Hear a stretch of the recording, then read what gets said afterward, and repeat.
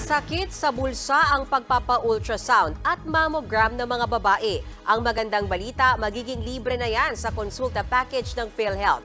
Nasa frontline ng balitang yan si Camille Sabonte. Taong 2022 nang malaman ni Maribel na meron siyang stage 3 breast cancer. Hindi siya agad nakapagpakonsulta sa doktor dahil wala raw siyang pera. Sa ngayon, nagpapakimotherapy na siya na umaabot ng mahigit 8,000 piso kada session.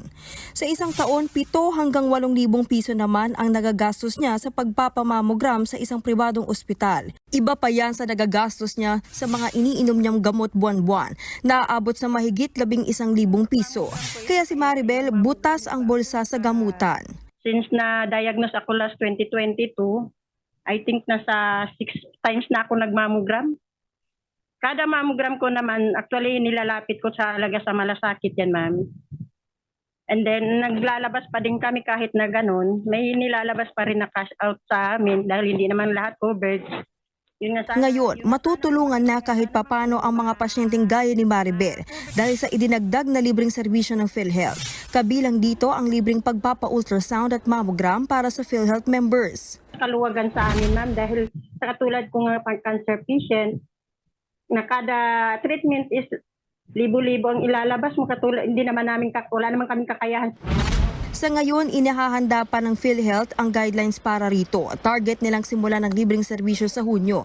Kaya mainam daw na magparehistro na ang PhilHealth members sa konsulta package. Kung kakailanganin talaga ng pasyente na siya po ay sumailalim sa mammogram o sa ultrasound, no, ay irerekomenda naman ito ng kanyang konsulta package provider at kung irerekomenda ay libre niya po ito na maa-avail sa kung siya ay nakarehistro sa isang pampublikong konsulta provider.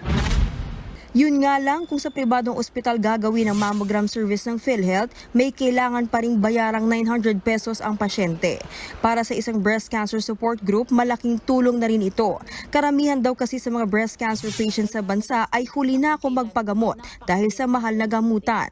Ang goal po natin, pababain natin yung mortality rate, yung mga kaso ng mga breast cancer patients na namamatay at maagapan natin na sa lalong madaling panahon ma-diagnose na yung breast cancer at makapasok agad sila sa treatment. Kasi Nananawagan ang grupo na madaliin na ang proseso para sa libreng ultrasound at mammogram at paabutin daw sana ito hanggang sa mga liblib na lugar sa bansa. Nagbabalita mula sa Frontline, Camille Samonte, News 5. Mga kapatid, may Los Baños po. Huwag magpahuli sa mga balita at impormasyong dapat ninyong malaman.